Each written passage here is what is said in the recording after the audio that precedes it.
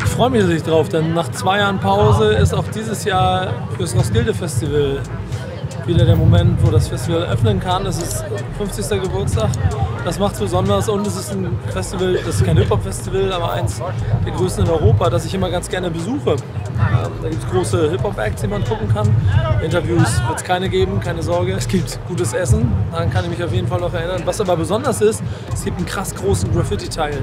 Lars Pedersen ist derjenige, der das jedes Jahr kuratiert. Den hatte ich auch schon zu Back to Tape mal dort besucht. Der hat mich besucht. Also wir sind lange im Austausch. Und ich freue mich jedes Jahr auch da mal hinzugucken. Und vielleicht kann er uns ein bisschen was erzählen, ein paar Leute zeigen. So oder so wird es, glaube ich, eine schöne Reise nach Dänemark. Hier auf der Fähre geht's los und dann geht's weiter auf dem Festivalgelände. Roskilde 2022.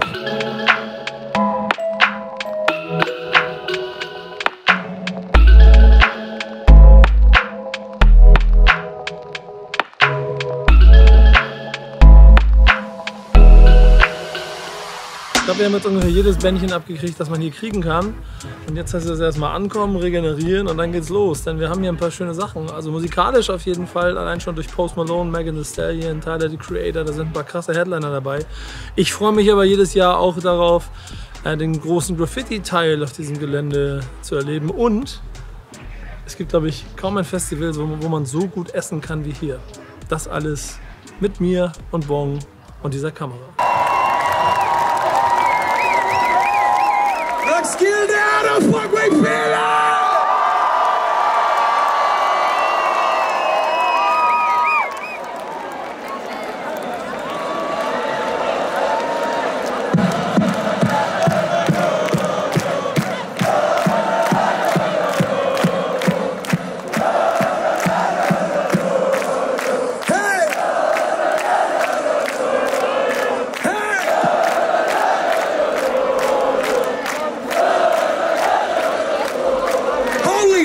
This energy is crazy here.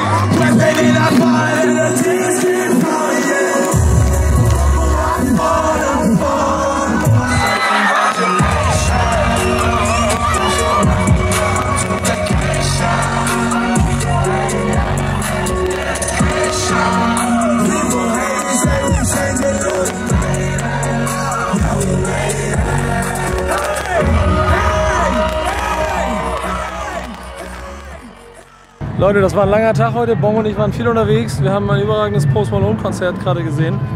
Das ging mir richtig ans Herz, muss ich sagen. Ich habe den vor 3 oder 4 Jahren mal auf dem Siget Festival in Budapest gesehen. Da hat er nicht solche Sachen gesagt wie heute und er hatte recht, das war eine krasse Energie. Aber jetzt ist spät, jetzt gehe ich in mein wunderschönes Zelt.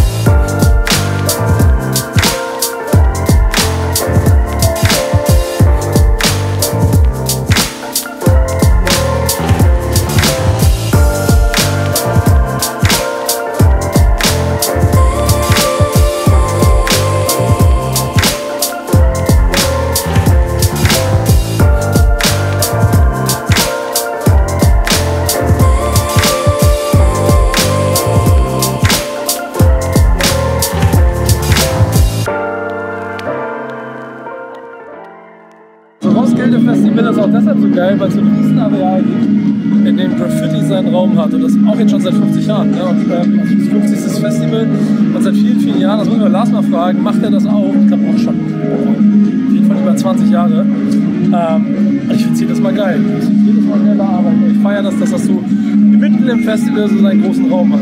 Deswegen Respekt an Lars Pedersen.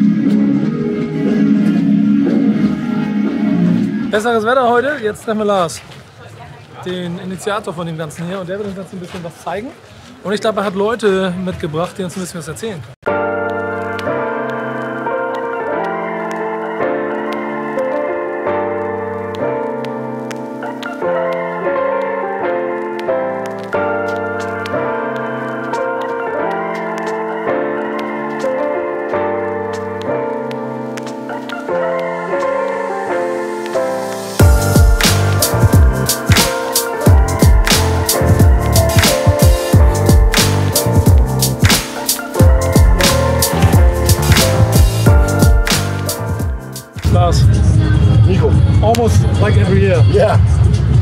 without this Corona pandemic stuff. Again, Roskilde, Graffiti Camp. You came. And you wanted to see it. Yeah. After last time? Yeah. Even it was the last 2 or 3 times Roskilde Festival before. I mentioned it, then we met, and then I fell in love with everything. So that's why I have to be here again. Yeah. It's good that you came. It's a good that you're finally here. It's our festival 50. And your Roskilde Graffiti Festival number 22. Okay, almost 25. So. Yeah. You come for the anniversary. Yeah, I will. Yeah. No, it's good to have you here. But how was it for you? Because your work is done so far. It's been a great year, you know. We had 100 artists coming from all over the world. We had 17 different nationalities here this year. Great. We painted about 2 kilometers of wall. And yeah, we're standing in front of a wall from Bates and a wall over here from Rennes. You know, 2 of the most famous old school guys in Denmark, they also came and painted here, and I really wanted to show you these 2 styles. I know you will like them. So, it's a welcome gift. You know? Yeah, I'm very impressed, and we've seen a lot of styles and a lot of pieces here all over the place. But there's this graffiti, what is it? Is it the center of everything? Yeah, I mean, there's a big center in the middle of the festival where there's all these houses and buildings, and we paint all the sides of all these houses and buildings, so it's like a city within the city where all the walls are painted. And we can go check it out, and I'll show you some of the styles in there. Let's do this. Okay, cool. It's a long walk, but we will try it. Come on.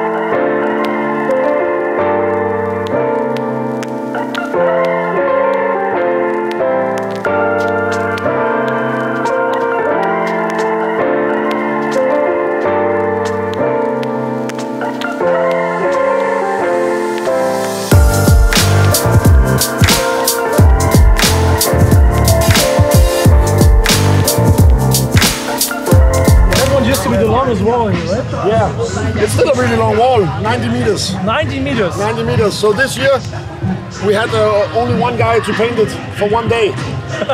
So the artist is a Danish artist called Husk Mit Navn. That name means remember my name. So remember his name. And he painted 90 meters of festival in 9 hours. And the theme here in the middle, it says no shower and the food is hot as my tent. I'm tired and I'm broke, but I'm super happy. So it really sums up the whole experience of being at a festival, right? It's like, there's all these things wrong, but you're still having the best time of your life. And Endelig Festival is finally festival, but in the festival is also the word drunk. So it means finally festival drunk. Okay, so. Yeah, so it sums up the festival experience really well to have these big public artworks to set the spirit, to set the mood. Yeah, great. It's a great work. It's a great work. I'll show you over here and see some more styles.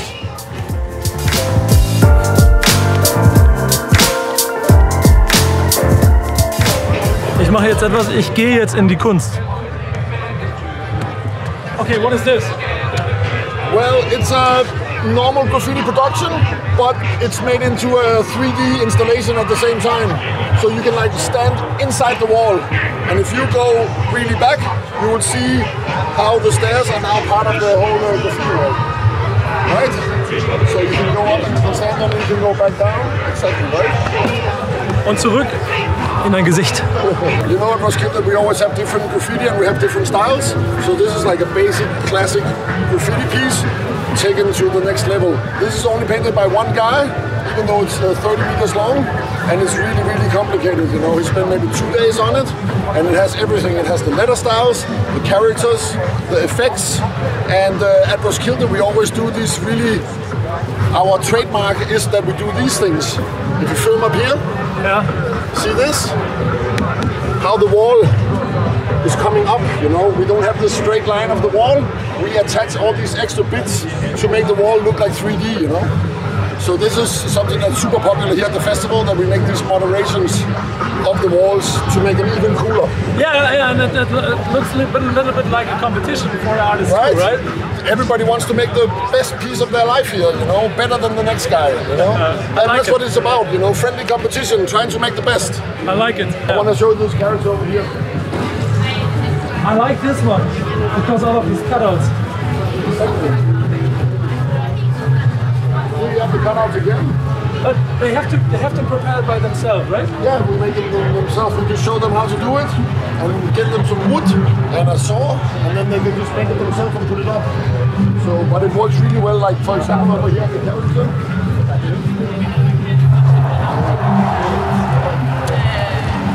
You stand and look at it.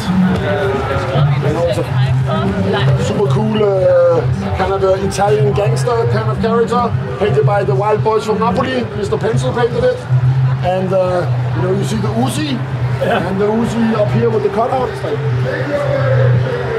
It's a great one. It's right. A great one. It makes for really good effect, and it makes for really really nice visual entertainment at the festival side. And at least I like this one. I know you would like it. And it's not painted. No, exactly. I mean, you can come and check it out and feel it. Put your hand on it.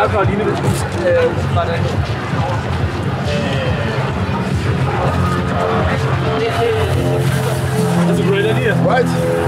So this is also a way that we work with all the materials we have, and we try to recycle everything we have. That's about recycling, yes. When you have a few thousand spray cans, you also have a few thousand lids. And normally you would just throw this plastic, you know, for the recycling of the plastic. But here we recycle it for an artwork instead. And so the Herbst crew made a whole train car out of recycled plastic lids. Great. Yeah, right? So it shows that you can do a lot of stuff in graffiti and street art. It don't have to be spray paint, all of it. It can be all kinds of stuff. So it's a really nice artwork. A lot of people give really good feedback on it. Yeah, and at the end, as you said, we've seen a lot of different styles here. I think there are also a lot of graffiti artists from all the different generations. Like we met the guys. I think the youngest we have here this year is 18, and the oldest we have here is late 50s. Yeah, great. You know, so it's really spanning, you know, over 40 years of age. We have a lot of women here this year, so it's almost even between the men and the women finally. Oh, great. And we have 17 nationalities. People coming from, like I showed you, South Africa, South Korea, Australia, all countries in Europe, even Chicago. We have people coming from all over to be part of this festival and paint. And that makes for a very special atmosphere, you know. We have the homies here from Ukraine, even with the world situation here. You know, we really like to present crazy artists also from the Ukraine to come here and be part of our community. I want to show you this artwork over here if we turn around and walk over there. Okay. Something that maybe you also haven't seen before. Ich glaube, jetzt kommen wir zu dem, wo ich nachher noch einen Aufkleber raufklebe. Is it okay? Yeah, right? Is it okay when I put another sticker on it at the Yeah, end? for sure. Come on, man. Have one. They're not here. Come on, today. Where's the sticker? Later. I have the nice one. I'll bring it later. This is more interactive, right? Yeah, but it's also like a studio, right? You can like walk into it and really like you can look around. Performing. Yeah, exactly, right? Yeah. Yeah, so we really always want to try to work with new methods and new elements. And one of the most core elements of street art today is, of course, is the sticker. Everybody has their own sticker. Everybody goes around and puts stickers up everywhere. But it's really hard to make a nice display of a single sticker. Yeah. It's not that interesting. So what I did is I talked to 3 of the most active sticker artists in Copenhagen and presented them the idea of what if I gave you a really big wall? What do you want to do? And they said that, hey, why don't we put a lot of stickers on the same wall and create a mosaic? And so what they did is they made a mosaic, and if you can tell, inside the mosaic is also the logo in orange of the festival. If you go back, right? So you're right. So the middle is the orange logo, but if you go close, you can see all kinds of, you can really explore and find something. And if you don't tell anybody, you can put your own sticker on there. Yeah, the thing is, I don't tell her. This is a friend of mine from Hamburg.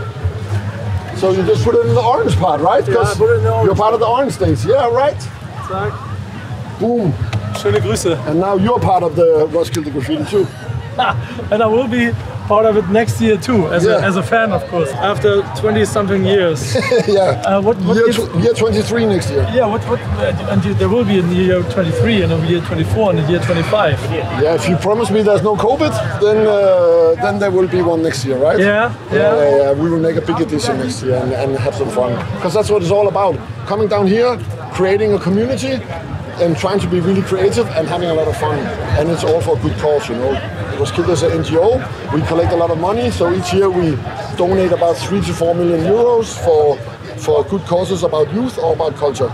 So it's all non-profit. It's all for making the world a better place. And that's what's giving you the power to start planning for next year, every year after year. Is it right? I know there will always be another one and another one and another one. You know, we never stop. Okay. We always make this festival. We have to figure out something for the next year, but first I want to say thank you again. Thanks for coming, man. It was a pleasure, as always. Ja, as always. Ja. Das ist Lars, ihr kennt ihn vielleicht noch aus Back to Tape, und das ist der Graffiti-Part vom Roskilde Festival, und ich bin jedes Mal beeindruckt und freue mich schon aufs nächste Jahr. Wir haben Storm hier. Er ist einer der Menschen, die seit vielen, vielen Jahren hier auf dem Roskilde Festival Graffiti machen. Storm, first of all, thank you for your time. Thank you for having me. Tell me your story. It's not your first time here, right? I've been coming on Roskilde Festival since '95-ish. Really? So yeah, back then I was huge inspired by BACKSPIN magazine and stuff like that. So I saw a lot of international graffiti there. So, but yeah, I'm kind of like a veteran on Roskilde. Yeah. So yeah, it's fun always coming back.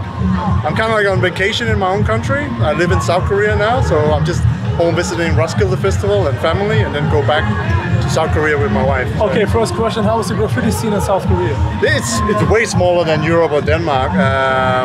And you're a veteran there too, right? I guess I am, yeah, because I'm like in my 40s now. You know, I've been doing painting for almost 30 years. So yeah, so the scene is very small, more commercial, not so much vandal style, but more commercial style. Yeah. And the reason that you show your face is that you're also more retired right now. I wouldn't say I'm retired. I just came to a stage in my life where it's not really, that serious, where I don't think police is not that interested in me. But Roskilde graffiti part is interested in you. That's why you're for almost 20 years here, right? Yeah, exactly, yeah. And this is your work? This is one of my walls, just a regular Storm. I like to do this more geometric style, and I've been doing a couple other styles, and my wife is also an artist from Korea. Oh, really? Yeah. So we collaborated on the bigger wall also. But yeah, it's the classic Storm piece, and just happy to be able to do it. And like the cutouts to do here is a nice feature. Yeah, the cutouts, I love this. I love this. It gives a nice dimension to the piece. Yeah, and it looks like that everybody wants to make it special, and there are more cutouts during the last year. That's graffiti. Like everybody want to outdo each other. Like it's always like who can do the craziest or most outshining style. So yeah, that's part of it. And how is it for you here to be a part of this? It's like a competition with all the others. It's international. Yes and no. I mean, obviously, graffiti is about want to be the best. But it's also like a big family coming back every summer, to see old friends you haven't seen in a year because of COVID. It's been like almost 3 years now. So, and just being able to come back to Denmark, enjoy the summer, and just have a good time, good music, good food, good people.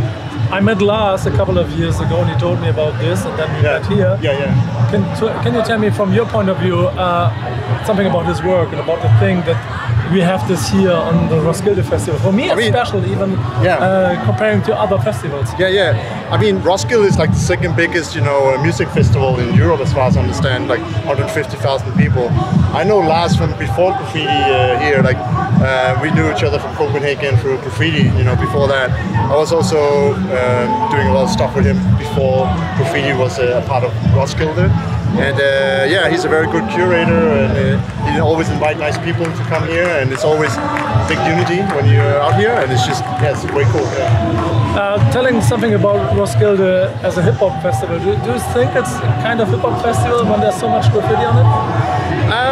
But I mean, I wouldn't say graffiti and hip-hop is just like that. It's just, I mean, people could discuss, how graffiti is a part of a hip-hop element. But graffiti is also bigger than that. It's also part of punk music and rock music, whatever. But for Roskilde, I think Roskilde always tried to be diverse in inviting all kinds of genre. Like you had Tyler the Creator yesterday, but you also had like the lead singer from Alice in Chains playing, you know, so it's a nice big diversity of cool music on Roskilde. Yeah. And you're still active, right? I'm still active, yeah, but it's more difficult to paint illegal in South Korea. But I'm very commercially successful in Korea, and I do a lot of stuff there, so it's good. What kind of stuff you doing there, commercial?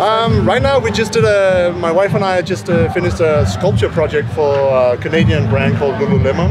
We did they have a new shop in Itaewon, which is like a city, part of Seoul, the capital of Korea. And we do a lot of sculptures, we do a lot of exhibitions and street art and graffiti, so we're pretty much diverse in that sense. Yeah. And so as you're a veteran and doing this for more than 20 years, how is it for you to make yourself clear to be commercial with graffiti? You know, from time to time it's still a discussion about it, but from my point of view, I think it's great to have it all over the place. Well, I mean, when I was younger, it was way more like, you know, have to keep it real, you have to be, you know, secret, you know, live a double life. I kind of like, you know, just say, you know, fuck it, you know. I'm a grown-ass guy now, you know. I don't need to be running from people and things anymore. So I just do what I want, and if something happens, it happens. You know, I cannot control that. And the thing is, I like that at the end, guys like you get 120 meters of wall. Yeah. Well, I mean, you can always talk to Lars, and you say, oh, I like this wall, is it possible to paint it? You know, he knows what I'm doing, he knows what I can do, so like, yeah, I believe in this, you know, it's a nice process, and it just gives you the time and the space. And do you get some feedback on that during the festival? I mean... Because you don't have any Instagram tag on it. Yeah. And it's usual on the other ones. I like to believe that my style speaks for itself, I don't need to sign it in that way. But also, we're painting it before the festival starts, so people don't really know who I am. I mean, maybe they will, but I don't really need to have that Instagram fame. You know, it's just I just want to paint, and then hopefully people recognize it or just enjoy it. You know, it's hopefully it's going to speak for itself. Yeah. Cool. Thank you, Abby. Thank you. Okay, it was a pleasure. Thank you. That's good. Good to meet you, man. You too. Tell me your story. Who you are, what you're doing. Yeah, Besides this is a large piece. So yeah, my name is Eske Torborg. I'm from '96, and I've been painting since I think maybe 2007, 2008. Started doing graffiti as an 11-year-old. This is crazy. Yeah, it was fun. Like I was just, you know, I have always been intrigued by colors, and I've always, like, my mom has always been buying me markers and acrylics and like, here's some paint, go do something with it. Yeah. And then I started finding out that okay, then you can do graffiti, and when you get a spray can as a young kid, I think the realization that you can make something that are physically larger than yourself is very intriguing. It's something that intrigues a lot of young people, that you can, in a very short amount of time, you can make maybe 20 square meters, something like that.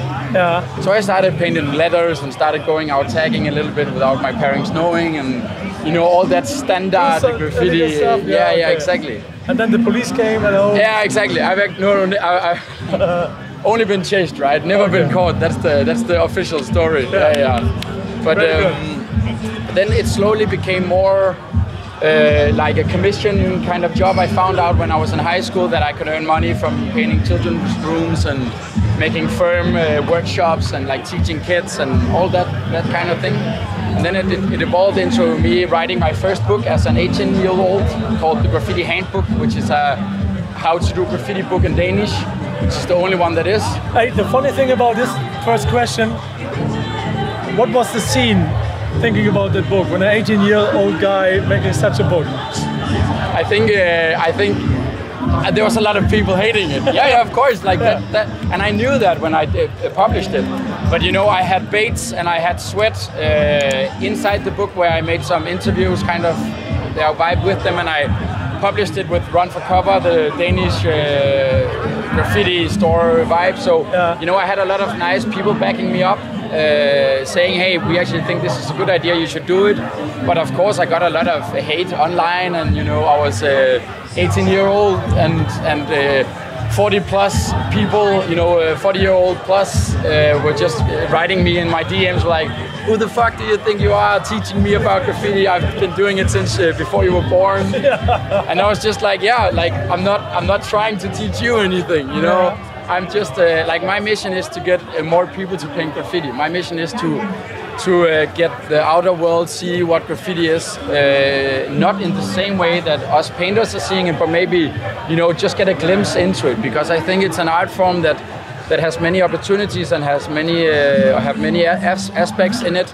By going, many graffiti writers start as graffiti writers, and then they become tattoo artists, then they become graphic designers, then they become street artists, or normal artists that are famous in the regular art world. And that is also my way of how I have been going the last maybe 3, 4, 5 years. Been painting a lot of murals all around the world. Actually, I was latest in South Africa, painting a 200 square meter mural for the Ministry of Foreign Affairs in Denmark, and I just painted a large official wall for the Tour de France in Denmark as well. I'm doing a lot of canvases with oil painting and stuff, but everything comes from me making graffiti. Everything comes from me starting to pick up that can as an 11-year-old and just expanding with it. The good thing about this is very inspiring to listen to your story, because you're a younger guy and you told me that the 40 plus guys hating you for what you're doing, but at the end all you're doing is giving the graffiti mindset to the next generation. That's why I love it. Yeah, thank you. And that's also why I'm I have a saying that it's like, if you put your nose out, someone will try to hit you. That's a Danish saying kind of vibe. Okay. And I sometimes when people are coming up to me and saying, I fucking hate the things that you're doing with the books and so on, then I'm always answering them like, I actually think that's okay, that's a good thing. Because then I know that I'm maybe doing something right, because there should also be someone not liking it that much, because then they are keeping what they think is the real graffiti alive, and I'm keeping what I think is real graffiti alive. And that is, in my world, some of the beautiful thing about graffiti is that it is up to the viewer and it's up to the practitioner to say what graffiti is. I don't think that there's a fixed point on what graffiti is. There's of course some different, graffiti can be train paintings and it can be illegal graffiti, but who are people to say that painting an illegal wall is not graffiti? And you can say that, but I can also say the opposite, and we are both equally right. The thing is, I'm not a graffiti artist, but as I know, there are a lot of fights about making graffiti commercial or keeping it underground, and that's a discussion that's as old as graffiti is. So at the end, you as a young gun show me that there's no problem to have both at the end. And of course, that's provocating for somebody. I just launched a new book called The Graffiti Bible, which is just the name itself. But I was just like, I'm gonna take a big leap now. So I spent. And your nose was bleeding, right? Yeah, exactly. But I spent 2 years making it. It's 352 pages, and I interviewed Nigers and Bates and Score from England and Chess. And so on. First, ask you some of the really, nice graffiti painters that has been here since the beginning. Then I'm trying to interview them, and my version of that interview is like, what is graffiti for you? So we can basically get 10 different perspectives on what graffiti is, while I'm trying to teach the basics and the fundamentals of it. Yeah, it's great. It's great. And even at the end, it's also a good thing, because somebody in your age really has also the feeling of respect for the older generation. Yeah, totally. I know, whose shoulders am I standing on? Yeah. That's what I'm asking myself. Whose shoulders am I standing on to be able to be where I am now? To be able to be invited to a festival to paint someone like something like this, which is not graffiti, but kind of like more my artist vibe. But it's still everything that I've been doing in this piece leads back to me doing graffiti. Yeah. So I'm really grateful for what people before I was born has built for me. And Lars invited you the first time? It's the first time here? Yeah, it's the first time here for Roskilde Graffiti, or RF Graph, but me and Lars are doing different projects together. We are making some graffiti festivals around in Denmark, and We have been working on some international projects as well. So, and he was mentoring me on the Graffiti Bible book as well. So he wrote the afterwards on it. Okay, great. So I think Lars and I have a really great friendship, but also a really great professional relationship, because we are using each other in a good way. Like we are, like he's maybe using me for my young energy sometimes, and some of my good ideas, or like my new vision or my new take on something that he has been not stuck in, but something that he has been practicing for 20-25 years. So me being here at RF Graph for the first time, I'm able to see some things that some of the other people who have been here for the last 10 years can't see, because I'm just having new eyes on it. Yeah, and then it's easy for me to say, why don't we have a printer for all the, like, people are using their phones, and then, why don't we do this, why don't we do that? So, like, that's I think that's a nice relationship. Yeah. And the good thing is, when he has some walls left, you're one of these guys who not only painting one wall, but painting 7 to 8 on the whole festival area, right? Yeah, like so we had some warm-up days where I painted, I think, 4, and then I painted, 3 or 4 more, so 8 walls. Some of these, like 2 or 3 of these that are more big, and then some smaller pieces and some other photorealism stuff. I do a lot of sumo wrestlers, and so yeah, I just have a lot of energy, and I'm just ready to paint. Yeah, we have to find out if we can find the other ones. Wir müssen mal gucken, ob wir die irgendwo sehen. But at least give me some facts about this video. What is it all about? So this piece is called Searching, and it's a self-portrait. It's a photo that my mom has actually taken of me on one of our vacations. She brought me this, or bought me this scarf, that I'm wrapping around my head. We were just out sailing, so the wind was really blowing in the, the scarf was blowing in the wind, and there was just some really, really nice colors in it. And I think to bring myself into this graffiti camp and like making my mark, like for the people that are knowing me, like for the people that knows me, know that I'm not the type of person to be in the background. Like, I'm not the type that will just figure out what is it like. I'll come and I'll make my mark, and then we'll talk about how that mark will be. So it's just like, okay, I got some of the largest wall, some of the best located wall. Fuck that, I'll just do a self-portrait. I like so and I got some help with the face from a really skilled graffiti writer called Tonic, which is older than me, and that's some of the nice thing about graffiti camp as well. That like I had painted like the face over 3 times, and I just called him and was just like, hey, can you please help me get the eyes right, because I'm having trouble with it. And he was just like, yes, I got you, my man, I'll be there in 15 minutes. And then he just biked. He made the lines, and it was just super nice him helping me out. So I also made a shout out for him in the bottom. So at the end, it also calls that it won't be your last time. Hopefully. It seems like there's some things in the pipeline for newer and larger projects also. I talked with a lot of the management, the whole Roskilde Festival management, about making some kind of collaboration, because I'm also hosting my own arts and sculpture festival in Aarhus, which is called Musik Festival, and we are talking about making a collaboration where we maybe are building some of the sculptures while my festival is happening, and then we will display them at Roskilde like some weeks after. So maybe that's a next year project, or like something that we will work on.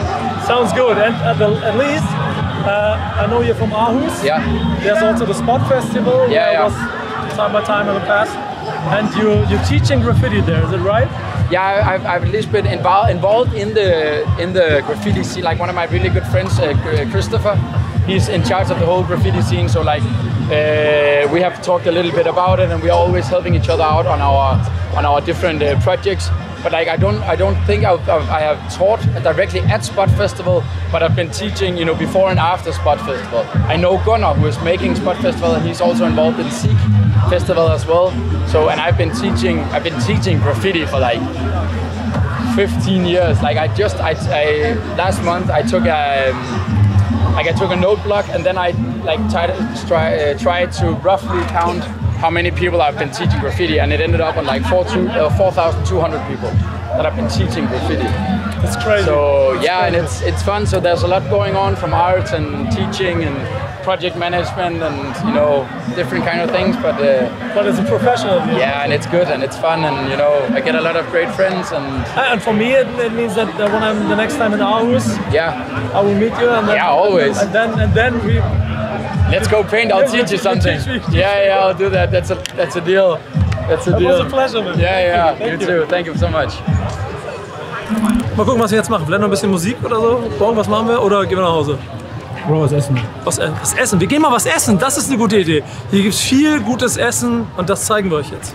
Wir haben die letzten Tage jetzt hier schon einiges an Essen ausprobiert und ich muss sagen, das war ein paar Jahre nicht hier. Das fällt mir auf, wie gut das Essen hier ist. Das liegt daran, das ist ganz interessant, die meisten Stände sind von Vereinen gemacht. Diese Vereine verdienen das Geld quasi für ihre Gemeinnützigkeiten. Hier ist ein Sportverein, hier ein Schwimmverein, da ist ein Volleyballverein.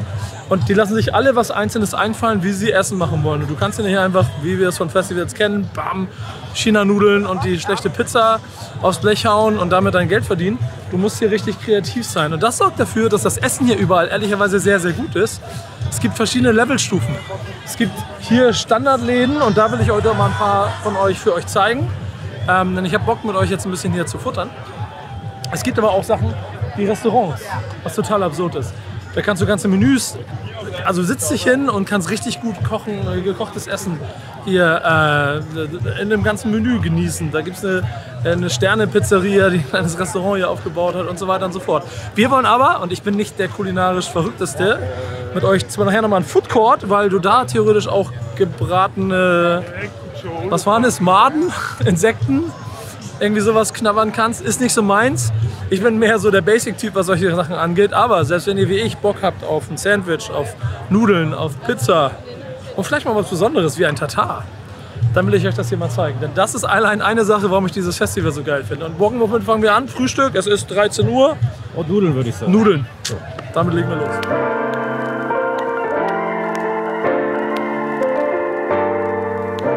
Damit ich mir nichts hier erzählen lassen muss. Einmal vegetarische Variante, einmal mit Chorizo und ich muss ehrlich sagen, mit einem Grün und Parmesan, echter Parmesan. Show me. Wir probieren es aus. Bon, komm, wir erzählen danach, wie es ist. Also ich glaube, die Nudeln waren ganz gut, Bon, da sind wir uns einig, ne? Die waren auf jeden Fall stabil. Die sind auf jeden Fall auch über dem Durchschnitt von Nudeln, die man sonst so bekommt. Damit ihr mal eine von den Sachen aber erlebt, die normalerweise nicht auf Festivals zur Verfügung stehen. Wir essen jetzt Tatar. Da. Und ich mach gleich einen doofen Witz, pass auf. Pass auf. Tada! Ich muss nach Hause. Wir probieren's. Okay. Das Tatar war gut, oder? War sehr lecker. Ich bin auch nach wie vor sehr begeistert von den Essensmöglichkeiten. Was wir jetzt machen müssen, wir müssen jetzt anstellen für eine Pizza. Das ist okay. Kaufen geht schnell. Bekommen dauert auf jeden Fall ein bisschen länger. Aber glaubt mir, sie sind es wert. Wir bestellen wieder 2, ne? Ja, würde ich. Wir hatten die schon halt, deshalb. So, das sind die beiden Meisterwerke. Vegetarisch mit Kartoffeln und Trüffelöl. Das andere mit einer Spicy Salami.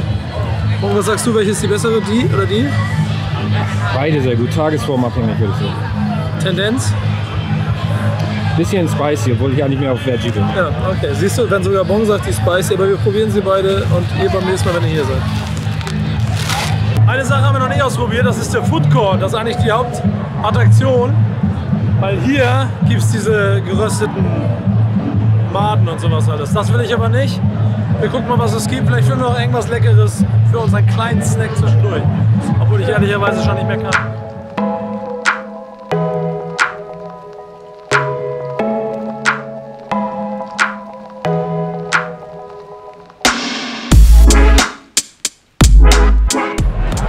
Das probieren wir aus. Butter, no chicken. Butter, no chicken. Das heißt irgendwas Veganisches. Das heißt irgendein veganes Butter Chicken ohne Chicken. Wollen wir es ausprobieren? Okay.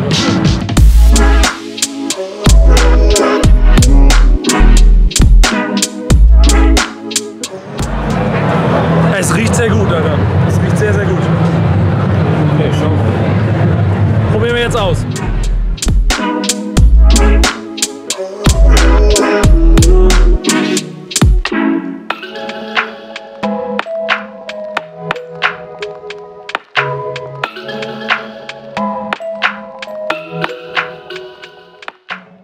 Butternut Chicken war auch eine Empfehlung. Sehr gutes Curry, ne? Ich muss sagen. Extrem lecker, ja. Ja, sehr, sehr gut.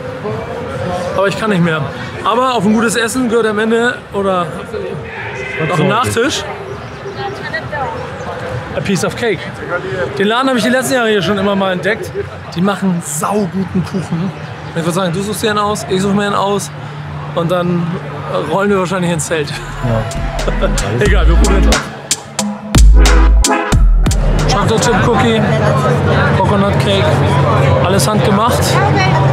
Und damit schließt unsere Reise hier. Ne? Also ihr seht, hier Bon hat ein Coconut Ding da, ich meine ein Chocolate Chip Fest. Ihr seht also, man muss nicht immer das gleiche essen. Hier kannst du so viel ausprobieren. Spätestens deshalb sollt ihr mal zum Festival kommen. So wie wir nächstes Jahr.